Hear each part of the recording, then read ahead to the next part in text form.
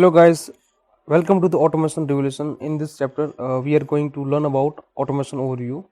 So first, we'll see what is automation. So automation is one type of technologies which is combination of different technologies, and that is result in operation of different machines and system without any human interference.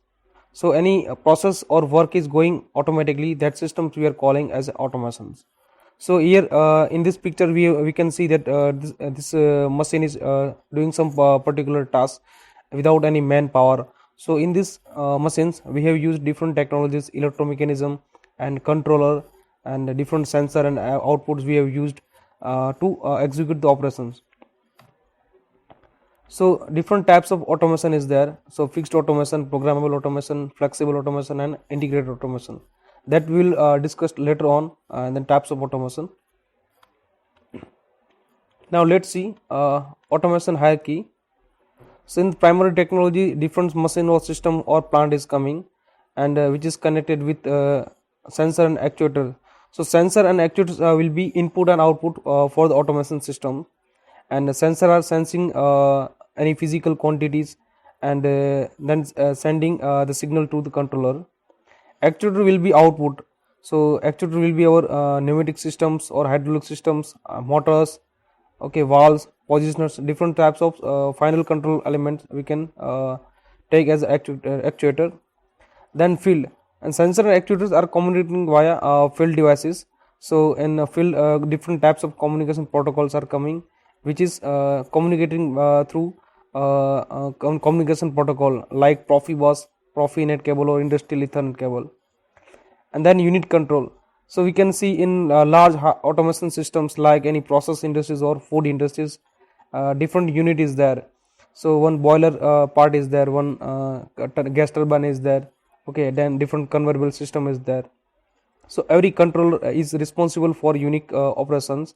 So we have developed dedicated controller for systems, and that will be unit control. After that, group control is coming. So different PLC or controller is handled by one main control that we are calling as distributed control system. And after distributed control systems, if we want to monitor or control the systems, so supervisory control and data acquisition is there. So supervisory control and data acquisition means SCADA. From SCADA we can get monitoring as well as controlling. We can fetch data, we can log the data, we can generate alarms, Excel sheets, and many data, trends, user administrations, everything we can make in SCADA.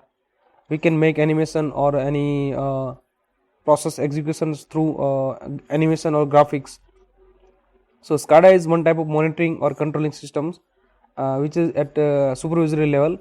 And after that enterprise level is coming. So water MIS report or ERP, enterprise resource planning is there. So what management is planning for productions and executions, that all are coming in enterprise. So different software like ERP or SAP is there. And finally administration is maintaining the system flow from their software. Next we can see the field level. So in the field level different sensor and actuators are installed in field area. So it will be highly explosive area, or it can be hazardous area also. So depend upon that we can use different protocols. So for explosive area we are using Profibus PA, means process automation protocol. And from the process automation protocol this devices are communicating with PLC. This all are PLC controls. This yellow PLC is for safety purpose. So depend upon environment zone we can make a different controller in establishing.